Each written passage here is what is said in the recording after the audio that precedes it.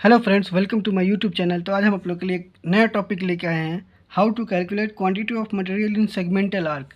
जो ये आप आर्क देख रहे हो, ये ऐसा डिज़ाइन बनता होगा, घरों में बनता है, अभी भी बनता है, बनाने वाले बनाते हैं। तो इसका क्वांटिटी कैलकुलेशन कितना करेंगे, इसमें क्या क्या लगने वाला है, ठीक है, कितना क्यूबिक फीट मटेरियल लगने वाला है, कितना मटेरियल इसमें लगने वाला है सेगमेंटल आर्क में कितना मटेरियल लगने वाला है, तो वो मैं आज आपको डिस्कस करूँगा। तो सबसे पहले मैं बता दूंगा कि ड्राइंग के थ्रू बता देता हूँ। तो ये हमारा सेगमेंटल आर्क है। ये इसका स्पैन लेंथ दिया हुआ है 8 फीट, हाइट दिया हुआ है 3 फीट और थिकनेस दिया हुआ है 1 फीट और विड्थ दिया हुआ है 1 फीट। यहाँ पे इसका जो एंगल दिया हुआ है, सेंट्रल एंगल, जो सेंटर का एंगल है उसका 105 डिग्री दिया हुआ है, ठीक है। ये गिवन डेटा दिया हुआ है। और इसका इसका इस सेगमेंटल आर्क का हमने एक क्रॉस सेक्शन आर्क ले लिया है, क्रॉस सेक्शन एरिया ले लिया है, जो इसका पोर्शन का है, यहाँ से जो जाएगा इसका कटिंग करके ले लिया। तो width one feet, width 1 feet और थिकनेस 1 फीट, तो वो हम ले लिए, ठीक है। तो चलते हैं, इसमें क्या क्या दिया हुआ है पहले हम वो कैलकुलेट करेंगे। तो स्पैन ऑफ आर्क दिया हुआ है, कितना दिया हुआ है 8 feet, 8 feet. Height of arc कितना दिया हुआ है 3 फीट, 3 फीट। और थिकनेस ऑफ आर्च कितना दिया हुआ है, थिकनेस ऑफ आर्च यहाँ पे दिया हुआ है, तो ये हमारा है 1 फीट। फिर विड्थ ऑफ आर्च, ये भी विड्थ ऑफ आर्च हमें यहाँ पे भी दिया हुआ है 1 feet.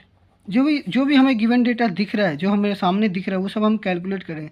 Central angle of arch कितना दिया हुआ है, सेंट्रल एंगल हमारा दिया हुआ है 105 डिग्री, ठीक है। तो अब हमें क्या कैलकुलेट करना है, मटेरियल कैलकुलेट करना है इसमें, ठीक है।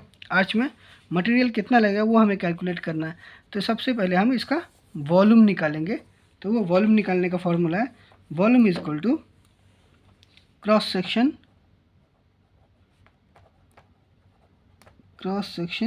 Of arch into arch length.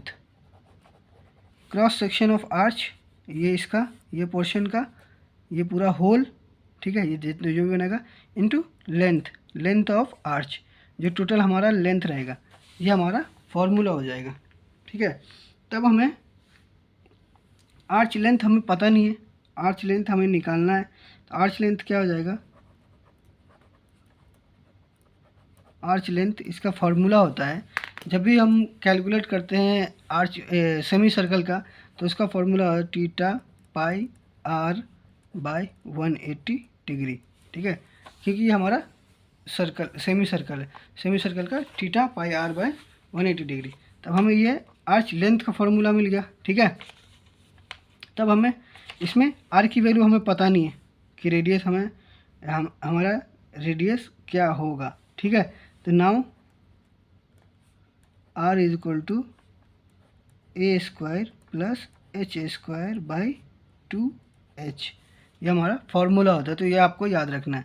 तो इसका कैलकुलेशन करेंगे तो ए की वैल्यू क्या हो जाएगी, A is equal to half of span, ठीक है। ए इज इक्वल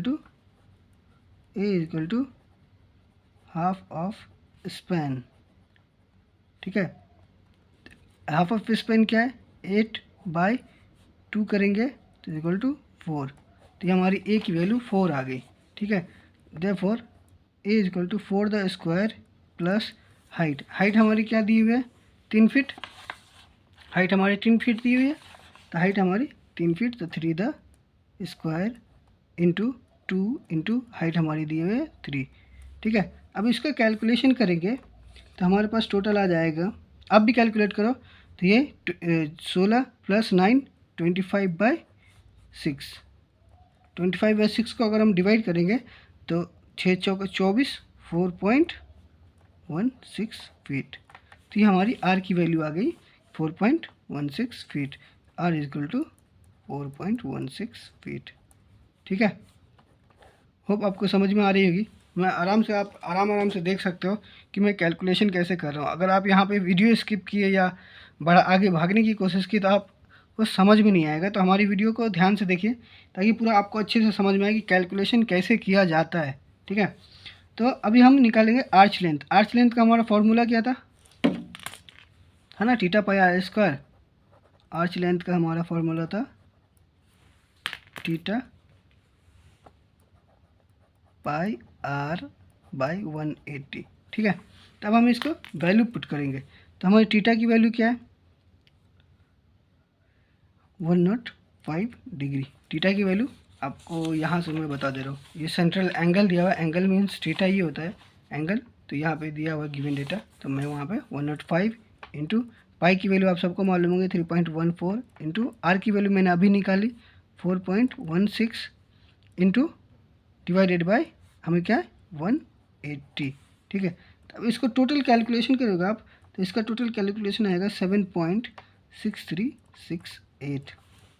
ठीक है, ये हमारा आर्च लेंथ हो गया, टोटल लेंथ ऑफ आर्च हो गया। जो हमारा आर्च है यहाँ से यहाँ तक, इसका टोटल लेंथ आ गया 7.6368। ठीक है, तब हम इसका निकालें क्वांटिटी ऑफ मटेरियल, इसमें निकालेंगे कि टोटल क्वांटिटी ऑफ मटेरियल कितना लगने वाला है आर्च में। तो quantity of materials in arch, मैं इसको लिख के क्यों समझा रहा ताकि आपको अच्छे से समझ में आए कि कौन सा चीज़ का क्या है। ठीक है, मैं नहीं तो मैं शॉर्ट फॉर्म में लिख देता कि क्वांटिटी डायरेक्ट फार्मूला अप्लाई करके मैं वैल्यू पुट कर देता, लेकिन मैं लिख के इसलिए बता रहा हूँ कि तो आपको समझ में आए कि ये कौन सी चीज़ का है, ये लेंथ किसका है, ये रेडियस किसका है, ये वॉल्यूम किसका है, इसलिए मैं समझा रहा हूँ। ठीक है, तो आप वीडियो को ध्यान से देखना। तो अब quantity of material in arch, इसको क्वांटिटी ऑफ मटेरियल कैलकुलेट करने के लिए हमें क्या क्या फॉर्मूला यूज़ करना पड़ता है? Length width into thickness. ठीक है, लेंथ विड्थ हमारा थिकनेस।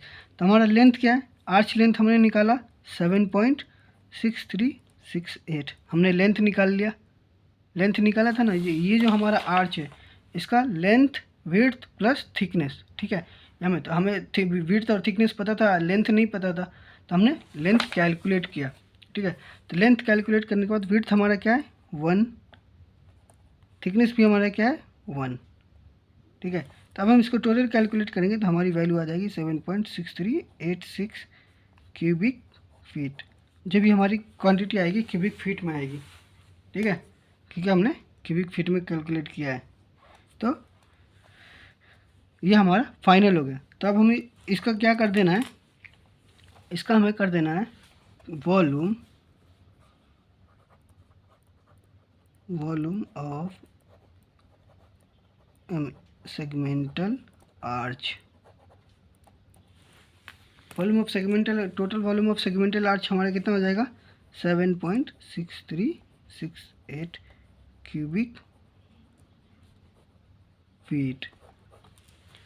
तो ये हमारा टोटल वॉल्यूम सेगमेंटल आर्च, जो भी हमारे जितना भी क्वांटिटी ऑफ मटेरियल इसमें लगने वाला, जो हम टॉपिक निकाल रहे थे quantity of material segmental arch, जो हमें जितना भी इसमें पता चल गया अब हमें 8 मीटर स्पैन में कि हमें 7.6368 क्यूबिक फीट मटेरियल लगने वाला है इसमें।